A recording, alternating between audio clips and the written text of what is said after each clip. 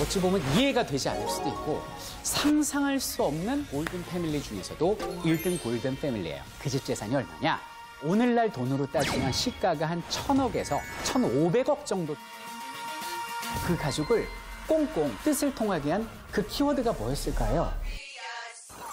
이번엔 핫한 선생님, 설민석 선생님의 가족에 대해서 열정적인 강의를 듣도록 하겠습니다.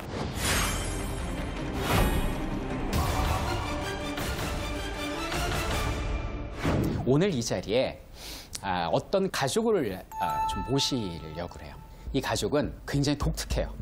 어찌 보면 이해가 되지 않을 수도 있고 상상할 수 없는 행동을 하신 분들이에요. 그리고 거기서 나름 행복을 느끼고 소중한 자신의 원칙을 찾았던 사람들이거든요. 바로 우리나라가 어려움에 처했을 때 나라의 독립을 위해서 싸우다 가신 한 가족을 소개합니다. 그 가족은 이회영, 이시영, 6형제.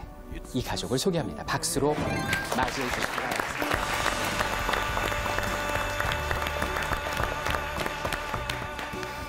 보통 이제 여러 형제들이 있으면 그 형제들 중에 어떤 중심이 되는 사람이 꼭 한 사람씩 나옵니다. 뭐 예를 들면 조선을 건국한 사람이 누구죠? 태조. 그 이성계가 자식들이 되게 많죠. 근데 그중에 아버지를 돕고 역사에 이름을 남긴 사람은 5째 이방원이죠. 그런 것처럼 이씨 6형제의 경우는 4째 동생이 굉장히 특출난 모습을 보였습니다. 이분의 이름이 이회영 선생님이십니다. 우당 이회영 선생님인데 이 가문에 대해서 먼저 소개를 드리면 이 집은 골든 패밀리 중에서도 1등 골든 패밀리예요. 그 시조가 누구냐면 임진왜란 때 활약을 했던 혹시 그 오성과 한음이라고 들어봤죠? 네. 이항복 선생의 10대 손이 됩니다. 이들이. 이항복 선생이 얼마나 그 훌륭한 분이시냐면 병조판서만 7번을 지내요. 지금으로 따지면 국방부 장관만 7번을 했다는 얘기입니다. 그리고 영의정, 좌의정, 우의정을 한 번씩 했으니까 지금으로 따지면 국무총리 한 번, 국무총리 또 한 번, 그리고 다시 한 번 국무총리 이랬던 사람이죠. 관운이 빵 하고 터졌던 사람입니다.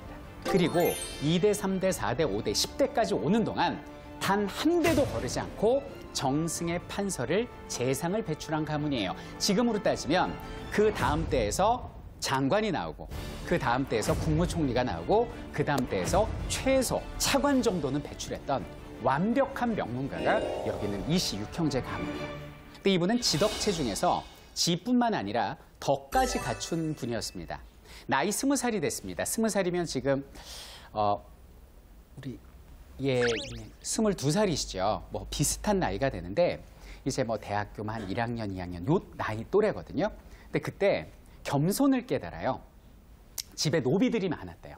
노비들이 많았는데 그 노비들한테 이렇게 얘기를 했대요. 저기 몇 년 전에 그 노비 법적으로 신분에 해당됐지 않습니까? 근데 아직도 옛날 버릇을 못 버리시고 저한테 존댓말 하십니까?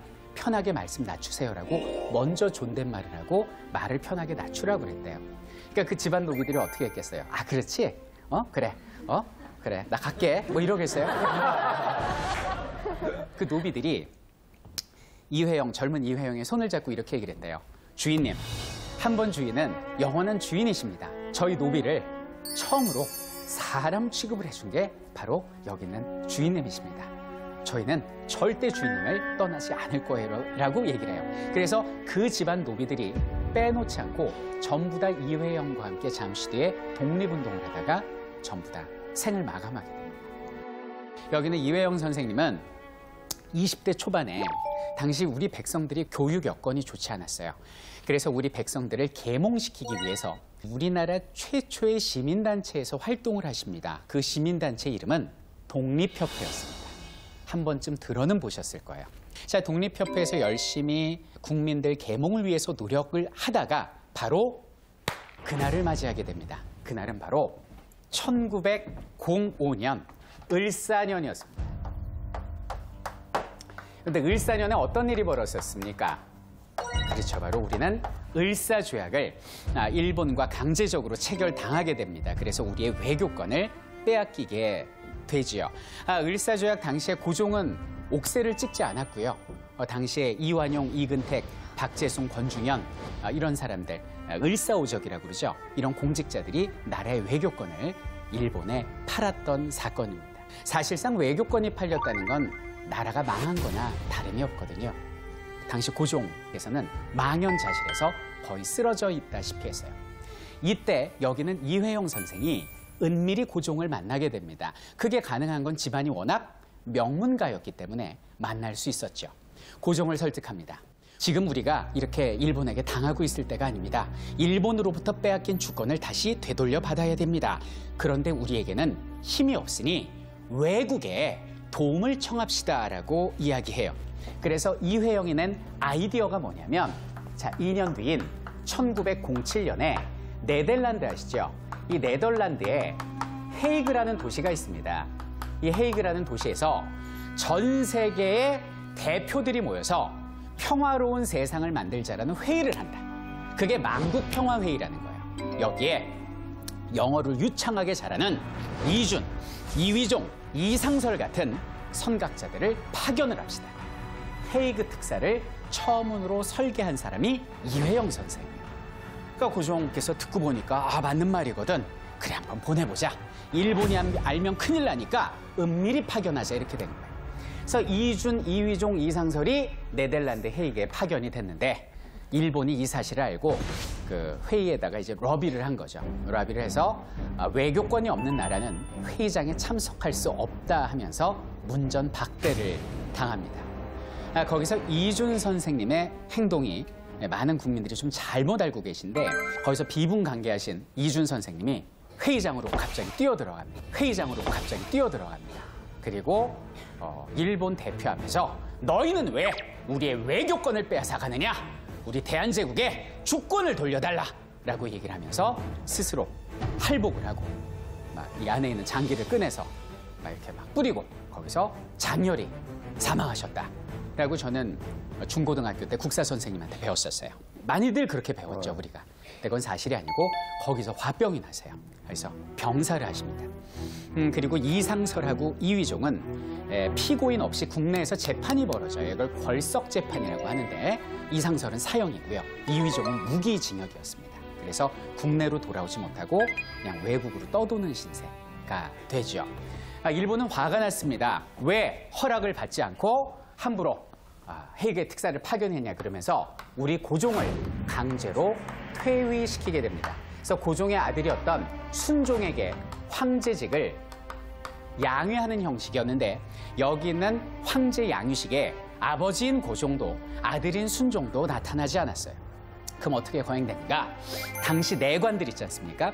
내관한테 황제 옷을 입히고 내관이 내관에게 황제의 옥새를 건네주는 이런 형식으로 우리의 왕이 쫓겨나게 된 것이죠. 자, 이렇게 되고 고종을 강제로 퇴위시키고 우리나라의 군대까지 배산시켜버리는 결과를 가져오게 됩니다. 이회영 선생은 깜짝 놀랐어요. 나는 좋은 뜻에서 외국의 도움을 받아서 우리의 주권을 찾으려고 했는데 세상에 왕이 쫓겨나고 군대까지 해산된 거죠. 나라가 더더욱 어려워지게 된 겁니다. 그래서 이회영 선생은 안 되겠다. 내가 이 일에 책임을 져야겠구나. 나라의 군대가 없으니 어찌 일본과 싸울 수 있겠는가. 내가 무장, 군대를 양성해야겠다라는 생각을 하십니다. 그래서 이분이 중국 만주로 무관학교 만들 자리를 보러 이제 다니고 계셨어요. 집이 여기는 서울 명동이었는데 이렇게 압록강 건너서 여기를 서간도라고 부르거든요. 이 일대를 땅을 알아보고 돌아오실 때 1910년 우리나라가 완전히 일본에 의해서 망해버린 겁니다.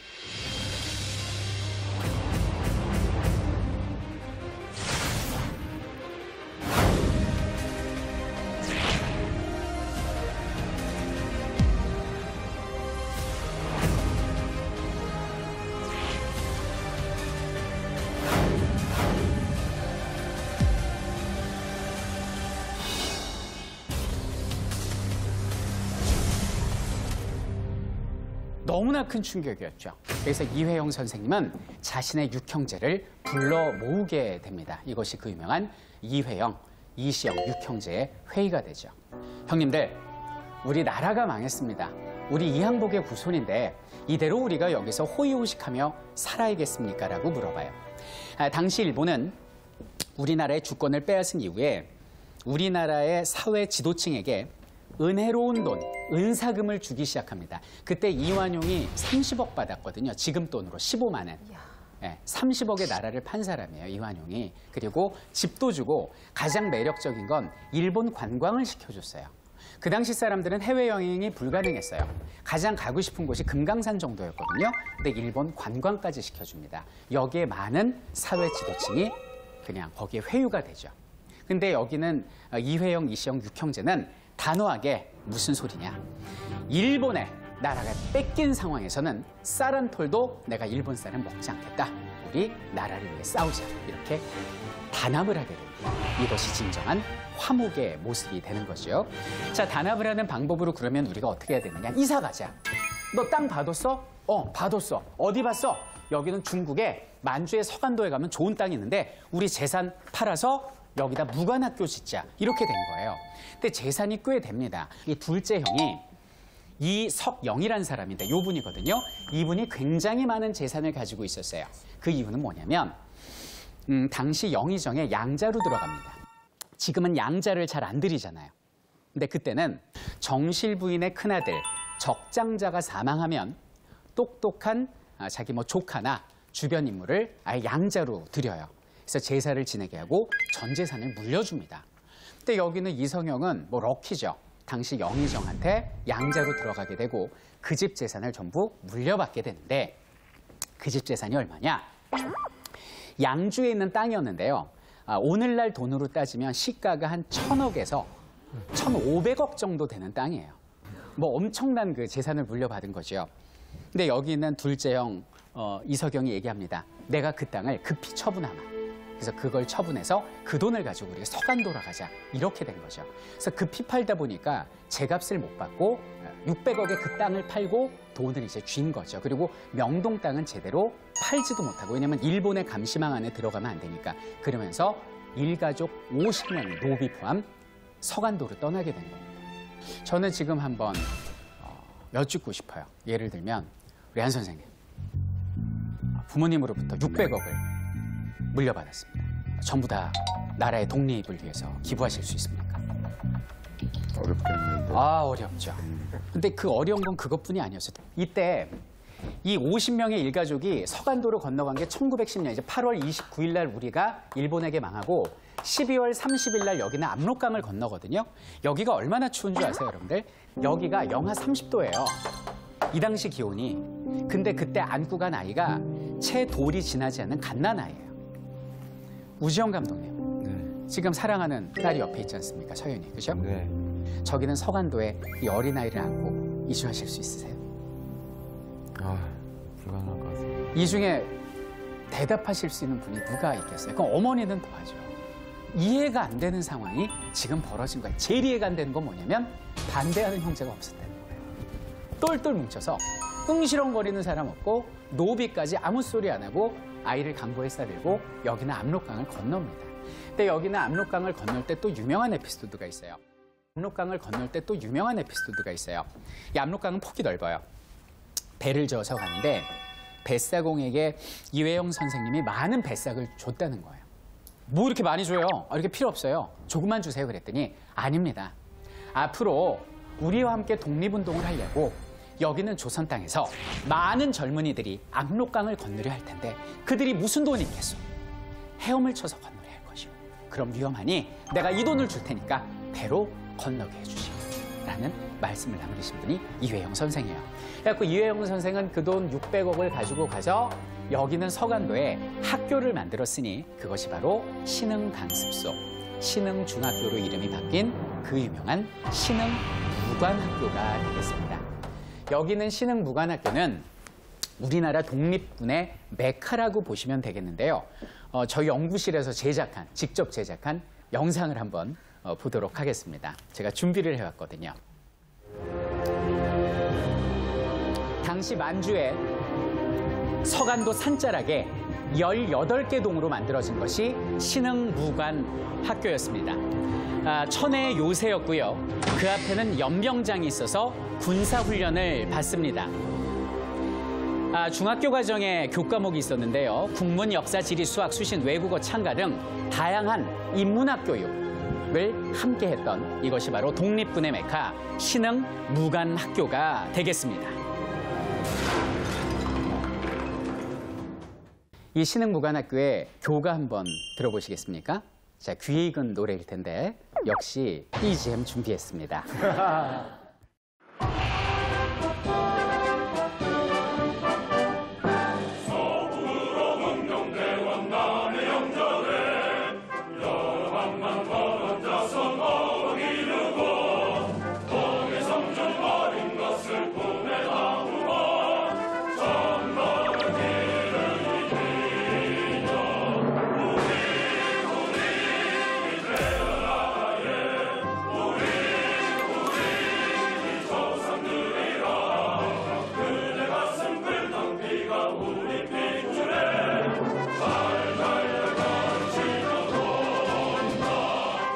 이게 당시에 유행했던 창가라는 것입니다. 이 창가는 뭐냐면 외국 곡조에 애국적인 가사를 맞춰 부르는 노래를 말하는데 대표적인 창가가 애국가가 있습니다. 동해물과 백두산이 마르고 닳도록 하느님이 보호하사 우리나라 이상하죠? 이게 원래 애국가였어요. 근데 우리가 부르는 애국가는 안익태 선생님의 코리아 판타지에서 한 소절을 가져와 붙인 것으로서 그것은 이승만 정부 때 공식 애국가가 되고요. 우리 독립군들이 불렀던 애국가가 바로 이런 식의 창가가 되겠습니다. 이회영 선생께서 만드신 신흥 무관학교는 1911년부터 1920년까지 무려 3,000명의 졸업생을 배출을 하는데요. 그 졸업생 중에 유명한 사람이 지청천 장군이라고 있는데 이 사람이 누구냐면 영화 암살이라고 기억하시죠? 암살 여주인공이 누구죠? 전지현이죠. 영화에서 안호균으로 나오는데 그 전지현이 지청천 장군의 한국 독립군 소속 저격수로 나와요. 그 지청천 장군도 신흥 무관학교 출신이고 혹시 김좌진의 청산리 대첩, 홍범도의 봉오동 전투 들어보셨죠? 그 전투에서 활약한 군인들이 거의 대부분 신흥 무관학교 출신들이 됩니다. 정말 신흥 무관학교가 없었다면 우리나라 독립운동을 누가 했을까 싶을 정도로 무관학교의 명문이라고 보시면 돼요. 이 신흥 무관학교뿐만 아니라 약 20여 개의 학교를 저기는 서간도에 지었던 분이 바로 이회영 선생이세요. 왜 이렇게 학교를 많이 만들었을까요? 위기에는 교육밖에 없다. 우리 젊은이와 청소년들 밖에는 이 위기를 타개할 수 있는 그런 어떤 희망이 없다라는 생각에 교육에 목숨을 거신 분이 여기는 이회영 선생입니다. 그런데 10년 동안 3,000명을 학비 무료죠. 숙식이 무료였습니다. 이렇게 쓰다 보니까 그 600억이라는 돈이 10년 만에 다 소진되게 됩니다. 그리고 이때부터 엄청나게 가난한 생활을 하게 되십니다. 얼마나 가난하게 살았냐면 당시의 그 내용을 부인이었던 이은숙 여사의 서간도 시중기라는 이름으로 지금까지 전해져 내려오고 있는데 그 내용을 보면 보통 이래요. 그 추운 서간도에서 이회영 선생을 만나러 하루에도 독립군들이 수십 명씩 방문을 한다는 거예요. 그럼 아침, 점심, 저녁을 일일이 그 밥을 다 해드리고 설거지하고 또 상 차리고 그거를 반복을 하는데 문제는 그거를 해줄 수 있는 사람이 당시 9살 난 내 딸과 만삭의 몸인 나뿐이었다라고 기록이 되어 있습니다. 자, 여기 어머니께서 나와 계신데 우리 설선님은 뭐 따님도 사랑하시고 남편도 사랑하시죠. 나라도 사랑하고. 근데 10년 동안 아침, 점심, 저녁 이게 가능할까요? 수발드는 게? 나라를 위해서라면 했을 거라는 생각이 조금 들긴 하지만 네. 굉장히 힘들었을 것 같다는 생각이 듭니다. 너무 힘들었을 것 같아요. 나중에 1930년대가 되면 이제 이회영 선생님 연세가 이제 60세가 넘게 되는데 한 달에 절반을 굶었고 하루에 한 끼 먹는 게 어려웠대요. 그래서 그 아드님의 그 기록을 보면 일주일에 2끼 먹으면 그때는 운 좋은 한 주였다. 이럴 정도의 기록이 있으니까 그 600억을 다 버리고 그 감투와 관직, 유혹을 다 버리고 그 속에서 고생하신 분들을 생각하면 정말 대단하다라는 생각을 할 수 있겠어요. 근데 이분이 처음에는 선생님으로서 활약을 하다가 이 독립이 늦어지니까 안 되겠다 싶어서 직접 무장투쟁으로 나서게 됩니다. 가장 일본 입장에서 악명 높고 두려웠던 사람을 후원하기 시작합니다. 그 단체를 뭐라고 부르냐면 의로운 일을 맹렬히 추진하는 단체, 그래서 의열단이라고 있는데 이 의열단의 단장이 누구냐면 영화 암살에서 조승우 씨가 연기한 나 밀양 사람 김원봉이요. 바로 김원봉 선생님이십니다. 우리 흔히 생각하면 김원봉 선생님하고 전에 그 백범 김구 선생님 역할도 맡으셨었잖아요. 두 분을 이렇게 떠올리는데 일본 입장에서 뭐 두 분 다 두려웠지만 누가 좀 더 두려웠을까요? 일본 입장에서 뭐 두 분 다 두려웠지만 누가 좀 더 두려웠을까요?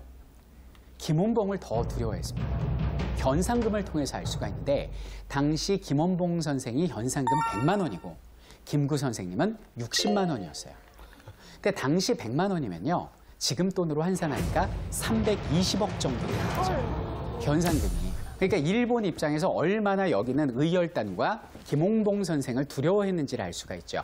이제 그게 뭐냐면 김구 선생님은 좀 요주의 인물이긴 하지만 직접적으로 부딪히는 건 없는데 아니 여기는 김원봉의 의열단 단원들은 뻑하면 국내로 들어와가지고 종로경찰서, 부산경찰서, 동양척식 주식회사, 조선총독부 심지어는 일본 왕궁에다가도 폭탄을 던져버리니까 이건 뭐 미쳐버릴 노릇이죠. 그들 입장에서는.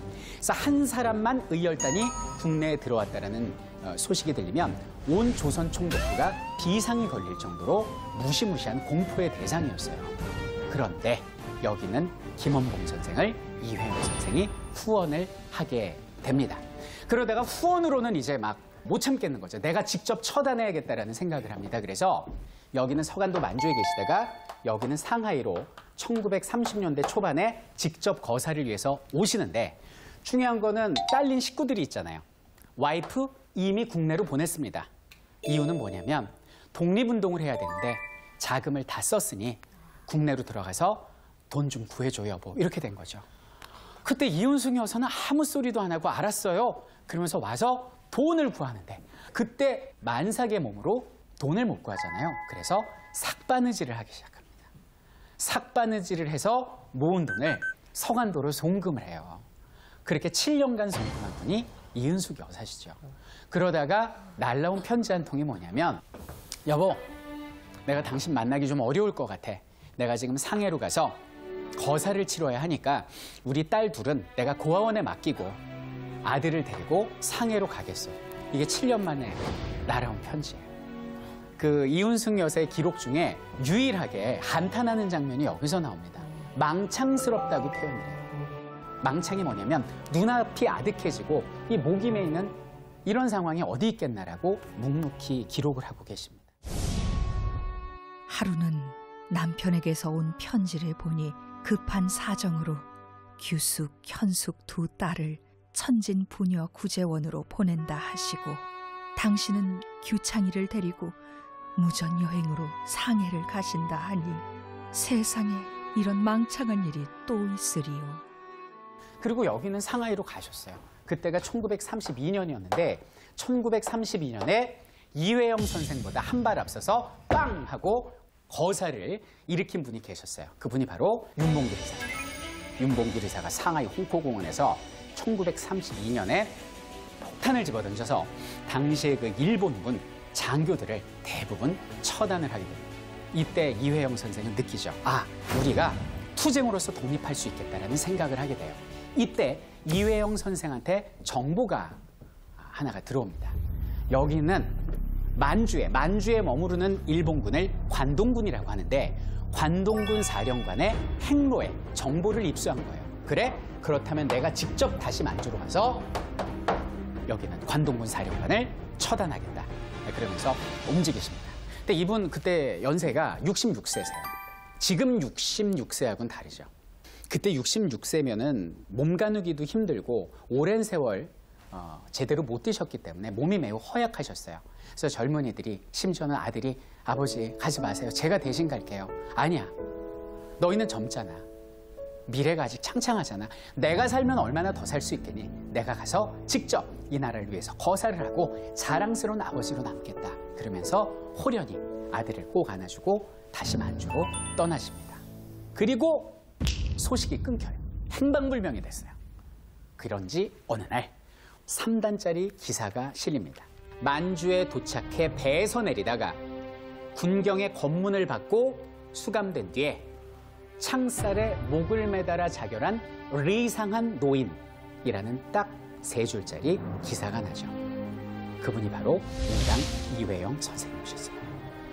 그런데 자결을 했다는 그 말은 일본의 조작이었습니다. 사실은 어떻게 됐냐면 배에서 내릴 때 정보가 새서 체포가 된 건 맞아요. 끌려갔습니다. 너 여기 온 이유가 뭐니? 너의 배우가 뭐니? 너 보니까 대한민국 임시정부에도 한번 가담한 적 있더라? 너 거기서 막 감투 준다고 그러는데 안 만든다고 그랬다며? 너 동지들 이름 불어라고 60세 노인으로서는 견딜 수 없는 모진 고문을 당하십니다. 4일 동안. 그런데도 한마디도 발설하지 않으시고 만주의 위순 감옥에서 바로 안중근 의사께서 형집행을 당한 그 장소에서 순국하신 분이 바로 이회영 선생이시죠. 결국 고국에 있었던 우리 이은숙 여사께는 7년간 기다렸던 남편에게 날아온 것은 뭡니까? 사망 통지서 한 장뿐이었다.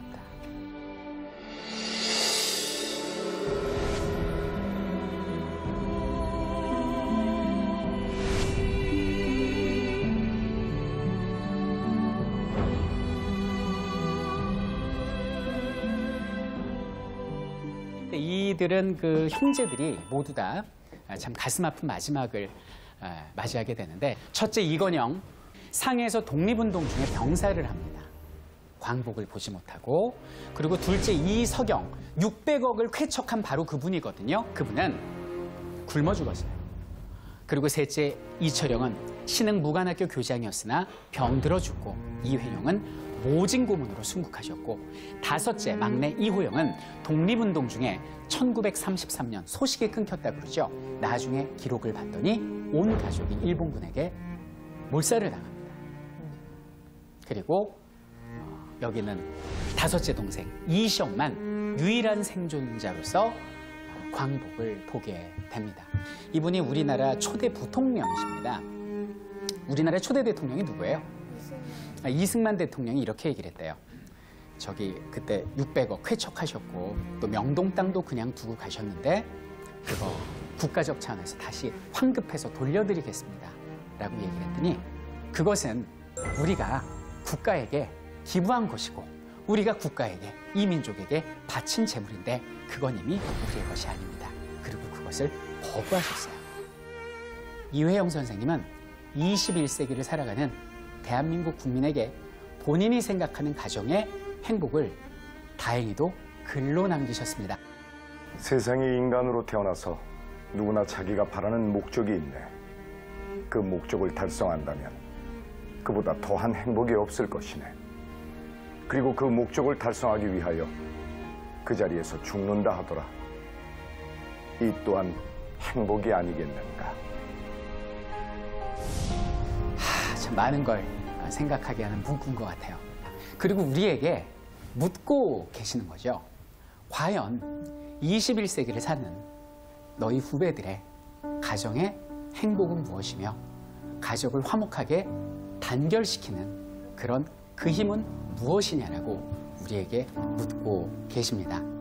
학교 가느라 또 뭐 육아에 각자 일하느라 가족 간의 대화도 많이 부족하지 않습니까?